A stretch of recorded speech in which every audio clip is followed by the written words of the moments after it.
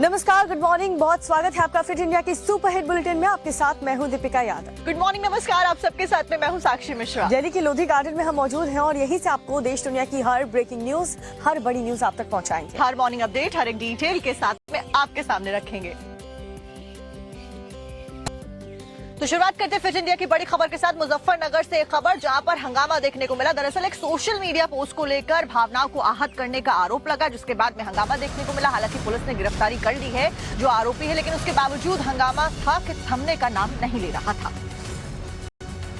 और ये देखिए, विजुअल्स में आपको दिखा रहे हैं कैसे भीड़ उमड़ी, हजारों की तादाद में लोग सड़क पर उतर आए। दरअसल एक युवक ने धार्मिक भावनाओं को ठेस पहुंचाने वाली एक आपत्तिजनक पोस्ट डाली थी, जिसके खिलाफ मुस्लिम समुदाय के लोग सड़क पर उतरे और जमकर के नारेबाजी की। हालांकि मौके पर पहुंची पुलिस ने हंगामे को शांत कराया, आरोपी के खिलाफ उचित कार्रवाई का भरोसा भी दिया। लोगों को घर भेजा गया। खबर के मुताबिक आरोप है कि प्रदर्शनकारी भीड़ ने न सिर्फ नारेबाजी की बल्कि आरोपी के घर पर पथराव और तोड़फोड़ भी की है। मुस्लिम समुदाय के लोगों का ये प्रदर्शन और पोस्ट के विरोध में जोरदार विरोध प्रदर्शन देखने को मिला। धार्मिक भावनाओं को आहत करने का बड़ा आरोप और उसी के खिलाफ में प्रदर्शन। हमारे कस्बे में एक आदमी ने अल्लाह के रसूल सल्लल्लाहु अलैहि वसल्लम के सामने में गुस्ताखी करके एक अपमानित फेसबुक पे पोस्ट की, जिसकी वजह से यहाँ लोग उत्तेजित हुए। हमारे लोग यहाँ बहुत सारे कस्बे में बहुत सारी तादाद में लोग इकट्ठा हो गए। अब उनको समझाया गया है और हम प्रशासन से यह आशा और उम्मीद रखते हैं कि वो आरोपियों पर सख्त कानूनी कार्रवाई करेगी, उन पर रासुका लगेगी और उन पर रासुका के तहत कार्रवाई होगी। तत्काल इसमें जो है 15 से 20 मिनट के अंदर अंदर ही उस व्यक्ति को थाना बुढ़ाना द्वारा गिरफ्तार कर लिया गया था। इतने में उसकी पूछताछ पूरी डिटेल जांच की ही जा रही थी कि अफवाह फैल गई कि शायद उस आदमी को पुलिस द्वारा छोड़ दिया गया है। और अगली खबर आपको बहराइच से बताने जा रहे हैं। बहराइच से भी एक बड़ी खबर मिल रही है, जहां पर बहराइच कांड में अब तक तहसीलदार पर भी गाज गिरी है। जो तहसीलदार रविकांत द्विवेदी को हटा दिया गया है। देखिए, बहराइच में फिलहाल प्रशासन का बुलडोजर भी चलता हुआ नजर आ रहा है। पहले ही अल्टीमेटम दे दिया गया है, जिसको लेकर तमाम जो अतिक्रमण है उसको खुद ही ये आरोपी डहाते हुए नजर आ रहे हैं और हटाते हुए नजर आ रहे हैं और उचित कार्रवाई के निर्देश भी प्रशासन की तरफ से दे दिए गए हैं। मकान तोड़े जा रहे हैं, टीन शेड गिराए जा रहे हैं, दुकानें हटाई जा रही हैं, सामान की ढुलाई हो रही है। ये वही गलियां हैं जहां बीते रविवार को नफरत की आंधी चली थी, जब यहां हड़कंप मचा हुआ था। बहराइच का ये वही इलाका है जहां गुनहगारों ने रामगोपाल मिश्रा को गोली मारी थी। अब उस इलाके में कार्रवाई के दूसरे चरण की शुरुआत होने वाली है और ये उसी का खौफ है।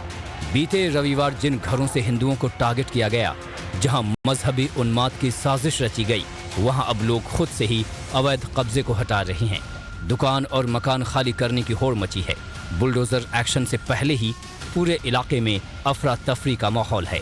इसके अलावा अगर और कुछ है तो वो है आंसू। सरकारी गई तो पर्चा लगा देने, कहाँ चल गई, भूखा प्यासा सबको मारी गई, बीमार आदमी है,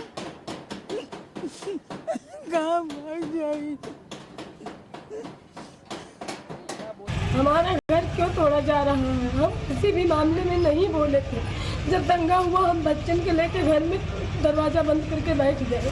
हम देखा भी नहीं था क्या हो रहा है क्या नहीं हो रहा है, तो फिर हमारा घर क्यों तोड़ा जा रहा है? ये आंसू आत्मा को झकझोर रही है, क्योंकि इस आंसू में मजहब का मवाद नहीं है। ये एक गरीब का दर्द है, क्योंकि पाई पाई जोड़कर इंसान अपने लिए मकान और दुकान बनाता है जो अब टूटने वाला है। जो बुलडोजर का एक्शन लिया जाता रहा है निर्धारित नियमों का पालन करते हुए, उसी के तहत यहाँ पर भी कार्रवाई अमल में लाई जाएगी। जो पूरा रोड है जहाँ जहाँ लोगों ने मकान बनाया है, लगभग 5 से लेकर 8 फीट तक पूरा कब्जा किया है नाले के दोनों तरफ, तो वो हटाया जाएगा। टीन शेड आपको उसके दायरे में नजर आएंगे। जो आरोपी बहराइच कांड का अब्दुल हमीद, सरफराज और फ़हीम है, उसका घर भी इसकी चपेट में आएगा। जो टीन शेड लगा हुआ है, उन्होंने भी अपने घर को जो है आगे बढ़ा लिया था, तो उसका घर भी इस जद में है, उस पर भी एक्शन लिया जाएगा। खबरों के मुताबिक अवैध कब्जे को लेकर महीने भर पहले ही PWD ने 23 जगह लाल चिन्ह लगाए थे। अब उस पर कार्रवाई होगी। इस लिस्ट में जिन लोगों के नाम हैं, उसमें रामगोपाल मिश्रा के कातिलों में से एक अब्दुल हमीद का घर भी शामिल है। बताया जा रहा है कि अब्दुल हमीद ने करीब 20 फीट सरकारी जमीन पर मकान दुकान बना लिया था। अब 3 दिनों का नोटिस देकर जमीन खाली करने का आदेश दिया गया है। कि 3 दिन का जो समय दिया गया है, जब एक्यूज जेल में हैं, सब जान रहे हैं, तो एक्यूज को सर्व करवाना चाहिए था। जानबूझकर घर पर चस्पा किया गया है कि गैरकानूनी रूप से माननीय सर्वोच्च न्यायालय में इस मामला पेंडिंग होते हुए उस भवन को तोड़ना चाहते हैं, गैरकानूनी काम करना चाहते हैं। अहम बात यह है कि बहराइच में होने वाले योगी के एक्शन में किसी तरह का मजहबी भेदभाव नहीं है। अवैध कब्जा करने वाले हिंदू और मुसलमान दोनों के ही घर पर एक्शन होना है, क्योंकि जिन घरों पर नोटिस चस्पा किए गए हैं उनमें 19 मुसलमानों के हैं और 4 हिंदू परिवारों के हैं। बहराइच हिंसा को लेकर सीएम योगी सख्त हैं, वो पल पल की रिपोर्ट ले रहे हैं। शनिवार को सुबह मुख्यमंत्री योगी आदित्यनाथ ने बड़ी बैठक की, जिसमें डीजीपी प्रशांत कुमार और ADG law and order Amitabh Yash के अलावा कई आला अधिकारी शामिल थे। और इस वक्त की बड़ी खबर वाराणसी से, जहां पर प्रधानमंत्री नरेंद्र मोदी का आज दौरा है, जिसको लेकर तमाम तैयारियां फिलहाल कर ली गई हैं। आपको बता दें कि कई सारी परियोजनाओं की सौगात लेकर प्रधानमंत्री नरेंद्र मोदी आज वाराणसी में, काशी में मौजूद रहने वाले हैं और लोगों ने भी तमाम तैयारियां इसी को लेकर कर ली हैं। तो देखिए, बड़ी जानकारी आप तक पहुंचा रहे हैं प्रधानमंत्री नरेंद्र मोदी। एयरपोर्ट समेत कई परियोजनाओं का शिलान्यास आज करने वाले हैं और इसके साथ में रेहड़ी पटरी वालों को मुख्यमंत्री योगी आदित्यनाथ की सौगात भी मिलने वाली है। टाउन हॉल शॉपिंग कॉम्प्लेक्स का उद्घाटन आज पीएम के द्वारा किया जाएगा। प्रधानमंत्री लगभग 6 घंटे तक अपने संसदीय क्षेत्र में रहेंगे और इस दौरान वो लगभग 6600 करोड़ रुपए की जो अलग अलग परियोजनाएं हैं उसकी सौगात वाराणसी के लोगों को देंगे। और माना यह जा रहा है कि दीपावली के पहले बनारस के लोगों के लिए ये एक बड़ा तोहफा है। प्रधानमंत्री नरेंद्र मोदी वाराणसी जब पहुंचेंगे तो इस दौरान वो वाराणसी के स्पोर्ट्स कॉम्प्लेक्स जो ये बनकर अब तैयार हो चुका है, इसका इनॉग्रेशन करेंगे, इसका उद्घाटन करेंगे। पूर्वांचल के खिलाड़ियों के लिए ये एक बड़ी सौगात मानी जा रही है। लगभग 325 करोड़ रुपए की ये सौगात है और इसमें कुल 50 जो खेल हैं उनकी ट्रेनिंग यहाँ पर जो पूर्वांचल के खिलाड़ी होंगे उनको दी जाएगी। इसके साथ ही यहाँ पर खिलाड़ियों के रहने के साथ साथ जो कोच होंगे उनके रहने की व्यवस्था है और तमाम जो फैसिलिटीज होती है जो आमतौर पे किसी भी ओलंपिक खिलाड़ी के लिए जरूरी होती है, उसकी सौगात पूर्वांचल के खिलाड़ियों को दी जाएगी। इसके साथ ही शंकर हॉस्पिटल का भी वो इनॉग्रेशन करेंगे। यहाँ पर अगर स्पोर्ट्स स्टेडियम की बात करें तो प्रधानमंत्री यहाँ पर एक जनसभा को भी संबोधित करेंगे और यही वो मंच होगा जहाँ से वो जो खिलाड़ी होंगे, लगभग 4000 खिलाड़ी जो यहाँ पर पहुंचेंगे, उनको संबोधित करेंगे।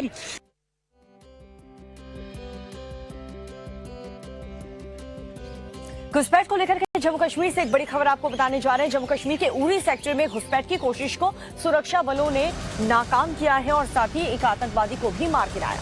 2 आतंकियों को गिरफ्तार किया गया और इन गिरफ्तार आतंकियों से भारी मात्रा में गोला बारूद भी बरामद किया गया है और फिलहाल इन आतंकियों के साथ में जो पुलिस है, जो सेना के जवान है, पूछताछ करते हुए नजर आने वाले हैं। बता दें कि दोनों ही जगह सेना का सर्च ऑपरेशन मौजूदा वक्त में बड़े स्तर पर जारी है।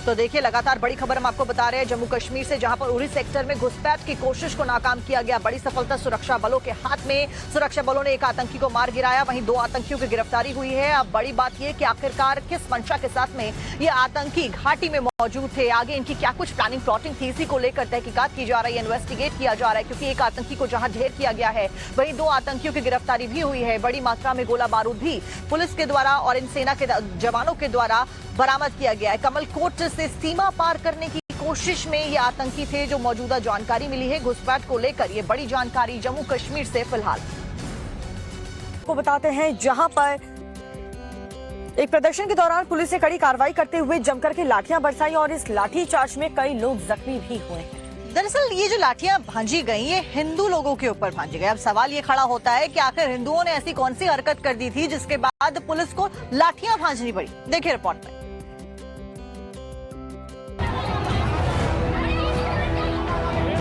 खून बह रहा है क्योंकि सिर फूट गया है। कई लोगों को चोटें आई हैं। इन सब की वजह पुलिस की ओर से की गई पिटाई है।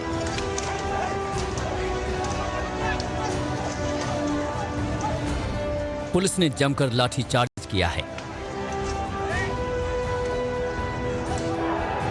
ये तस्वीरें हैदराबाद की हैं, जहां मुथ्यालम्मा मंदिर में मूर्ति से अभद्रता के बाद तनाव की स्थिति है। विश्व हिंदू परिषद और बजरंग दल ने शनिवार को बंद का आह्वान किया। विरोध प्रदर्शन में शामिल होने के लिए कई लोग हैदराबाद के श्री मुथ्यालम्मा देवी मंदिर पर जमा हुए, जिसके बाद पुलिस ने भीड़ को काबू करने के लिए लाठीचार्ज का सहारा लिया।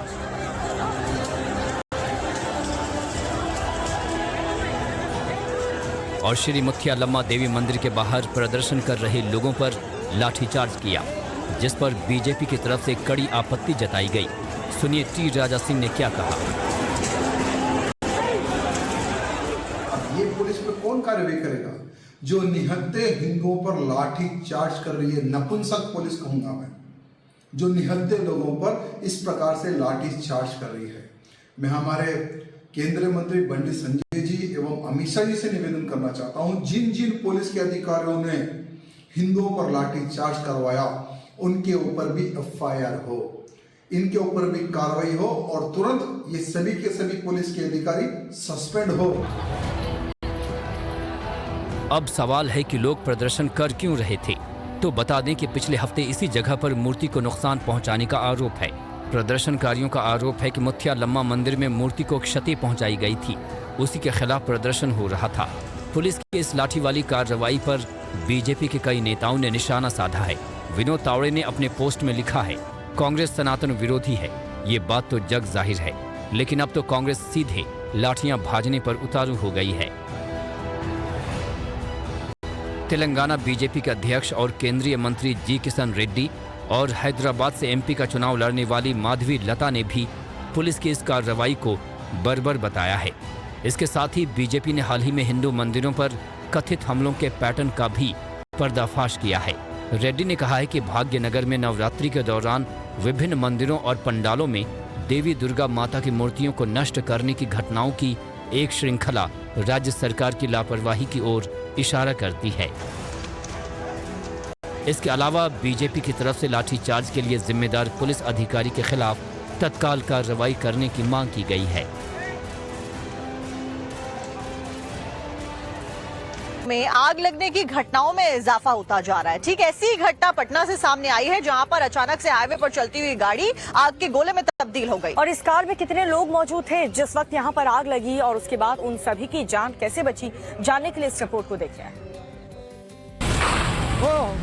भीषण हादसा, हाईवे पर चलती कार बनी आग का गोला। बीच सड़क पर एक कार धू-धू कर जल रही है और हर तरफ अफरा तफरी मची हुई है।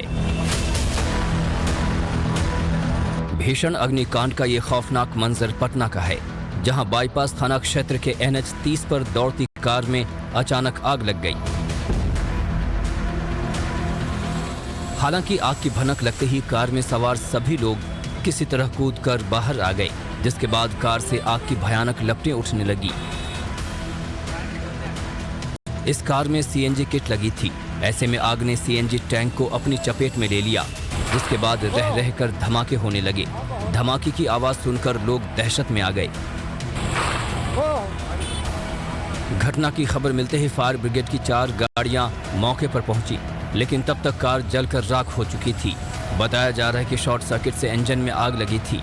गनीमत रही कि इस खौफनाक हादसे में कोई हताहत नहीं हुआ, लेकिन इस अग्निकांड की वजह से काफी देर तक हाईवे पर रफ्तार थम गई। वह ऑटोमेटिक वाइपर है, गाड़ी का वाइपर चलने लगा, तो हम लोग को लगा कि आखिर वाइपर कैसे चल रहा है। जब ब्रेक लेने का कोशिश किए, ब्रेक लगा भी नहीं। ब्रेक किसी तरह फिर से ब्रेक लिए तो रुका, तब तक देख रहे हैं कि आगे से दोनों हेडलाइट से बोनट से पूरा आग का लपेटा निकलने लगा। किसी तरह हम लोग जल्दी जल्दी लॉक हटाएं, उसके बाद सीट बेल्ट हटाएं, उसके बाद हड़बड़ी में निकल गए। मोबाइल, चार्जर, फलाना ढिकाना, पैसा, पूरा गाड़ी का कागज सब उसी में जल गया। राजधानी दिल्ली से, जहां पर जूस की दुकान से शराब की बोतलें जब्त की गई। बताया जा रहा है कि जूस बेचने की आड़ में गैर कानूनी तरीके से शराब को बेचा जा रहा था। और सिर्फ इतना ही नहीं, केमिकल के जरिए जो अनार का जूस है उसे भी तैयार किया जा रहा था। कैसे छापेमारी के दौरान ये सब कुछ खुलासा हुआ, दिखाते हैं आपको इस रिपोर्ट। जूस में पानी मिलाकर बेचने की बातें तो अक्सर सामने आती रहती हैं, लेकिन क्या कभी जूस में शराब मिलाकर बेचने की बातें सुनी हैं? शायद आपका जवाब होगा नहीं। भला ऐसा कैसे हो सकता है? जूस से तो महंगी शराब है, फिर जूस बेचने वाले जूस में शराब क्यों मिलाएंगे? लेकिन ये दिल्ली है साहब, यहाँ कुछ भी मुमकिन है। काली कमाई के लिए लोग कुछ भी कर सकते हैं। दरअसल जूस की आड़ में शराब बेचने के गैर कानूनी धंधे का पर्दाफाश हुआ है, वो भी देश की राजधानी दिल्ली में। दिल्ली में एक जूस की दुकान से शराब की बोतलें जब्त हुई। जरा सोचिए ये मामला कितना संगीन है। दिल्ली के शकरपुर इलाके के निगम पार्षद ने एमसीडी अधिकारियों और स्थानीय लोगों के साथ दुकानों का औचक निरीक्षण किया।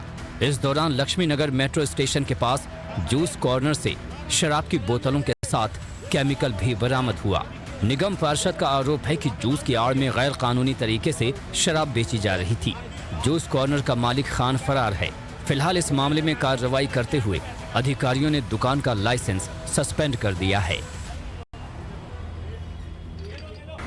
बड़ी बात ये थी कि यहाँ पर वो जो अनार के दानों में आधी बाल्टी पानी था और हल्के सफेद रंग के दाने थे, लेकिन वो कलर था और वो कलर जहर है, जिसको मिलाकर वो अनार के रूप में उस जूस में डाल डाल के दे रहे थे। जैसे ही हमने इनको पकड़ने की कोशिश की, ये तो भाग गए दोनों, लेकिन हमने पुलिस को हैंडओवर करके इसका सारा सामान, शराब और यहाँ इनका मोबाइल भी था वो भी दिया, और देने के बाद हमने सभी के फिर लाइसेंस चेक किए। जिन लोगों के लाइसेंस नहीं मिले हमें, मैंने उनसे कहा है बिना लाइसेंस के कोई जूस की दुकान, कोई खाने पीने की दुकान नहीं चलेगी। और ये मैंने अपने पीएचआई को भी कहा है कि आपको इस पर बहुत जल्दी कदम उठाना है, कार्रवाई करनी है। और अब बढ़ते हैं अगले सेगमेंट पर। स्लीपर बस और टेम्पो की जोरदार टक्कर हो गई और इसमें 11 लोगों की मौत।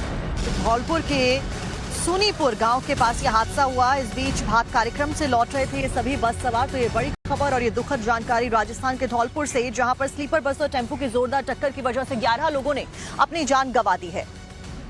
तो बेहद दुखद ये घटना, जहां पर 11 लोगों की जान जा चुकी है। दरअसल स्लीपर बस और टेम्पो की जोरदार टक्कर हुई और उसके बाद ये एक्सीडेंट जिसमें 11 लोगों ने अपनी जान गंवा दी है।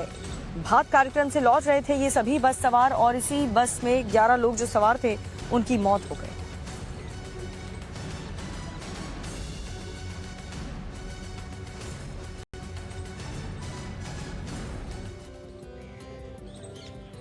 और अगली खबर उत्तर प्रदेश के अमेठी से, जहां पर पुलिस और बदमाशों के बीच में एनकाउंटर हुआ है। जानकारी के मुताबिक ये दूसरा एनकाउंटर है जो कि 24 घंटे के अंदर हुआ है। गौकशी करने वाले बदमाशों के साथ में पुलिस की मुठभेड़ अमेठी में हुई है। जवाबी फायरिंग में अरशद के पैर में गोली लगी है। पुलिस ने 2 आरोपियों को गिरफ्तार कर लिया।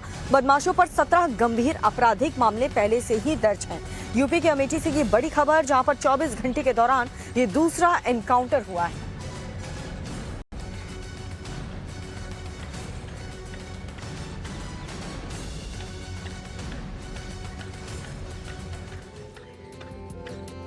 अब खबर राजधानी दिल्ली से आपको बता रहे हैं, जहां पर वायु प्रदूषण लगातार बढ़ता जा रहा है। आज फिर से धुंध की चादर में राजधानी लिपटी हुई नजर आ रही है। तो देखिए, जैसे ही दिल्ली वासी आज सुबह उठे तो एक बार फिर से धुंध की चादर हर तरफ उनको नजर आई। अगर एयर क्वालिटी इंडेक्स की बात करें तो कहां पर कितना एयर क्वालिटी इंडेक्स दर्ज किया गया वो भी बता दें। कई इलाकों में 300 के पार AQI पहुंच गया है। आज आनंद विहार में AQI 353, अलीपुर का AQI 308 दर्ज किया गया। वहीं नरेला 301, रोहिणी का AQI 315 और शादीपुर 320 AQI दर्ज किया गया।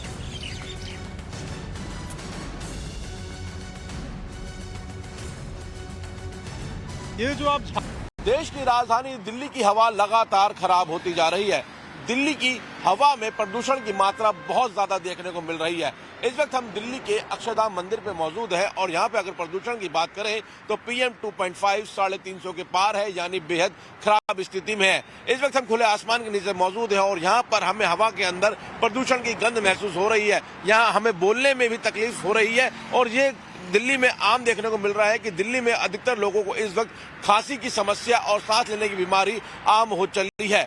सरकार के उठाए हुए कदम इस वक्त नाकाफी साबित हो रहे हैं और हर साल ये स्थिति दिल्ली में देखने को मिलती है कि दिल्ली की हवा अक्टूबर, नवंबर, दिसंबर आते हुए काफी ज्यादा खराब हो जाती है। अगर अभी अक्षरधाम की बात करें तो यहाँ पे हालांकि जो विजिबिलिटी है वो जरूर देखने को मिल रही है, लेकिन जो हवा है वो बेहद खराब महसूस की जा रही है। और जो जानकारों की माने तो आने वाले दिनों में दिल्ली की स्थिति और ज्यादा विकट होगी। जो हवा में प्रदूषण की मात्रा है और ज्यादा बढ़ सकती है। और एक्सपर्ट्स की माने तो इस वक्त ये जो मौसम है, ये जो दिल्ली का इस वक्त वातावरण है, या कहें दिल्ली का जो इस वक्त हवा है, वो बुजुर्गों के लिए, बीमार व्यक्तियों के लिए और बच्चों के लिए बेहद हानिकारक है। उनको जरूरत पड़ने पे ही घर से बाहर निकलने की सलाह दी जा रही है। और आने वाले दिनों में दिल्ली की यह स्थिति और ज्यादा खराब हो सकती है। कैमरामैन विवेक शर्मा के साथ मोहित ओम, टाइम्स ऑफ भारत, दिल्ली। खबर बिहार से, जहां पर गिरिराज सिंह की हिंदू स्वाभिमान यात्रा लगातार जारी है और आज इस स्वाभिमान यात्रा का तीसरा दिन है। बिहार के पूर्णिया में आज गिरिराज सिंह मौजूद रहने वाले हैं। ये बड़ी जानकारी। घुसपैठियों के खिलाफ जमकर के गिरिराज सिंह गरजे हैं। 21 अक्टूबर को अररिया में उनकी यात्रा होगी। 22 अक्टूबर को किशनगंज में इस यात्रा को खत्म किया जाएगा। ओवैसी यात्रा निकाले मुसलमानों को एक करने के लिए, तो किसी के जुबान नहीं खुलती। और जब गिरिराज यात्रा निकाले हिंदुओं को एक करने की बात, तो क्यों पेट में दर्द होती है? मैं उन लोगों से पूछना चाहता हूँ। पप्पू यादव भी कह रहे हैं कि उनके लाश पर से गुजरना होगा। भाई अभी उनकी बहुत जरूरत है।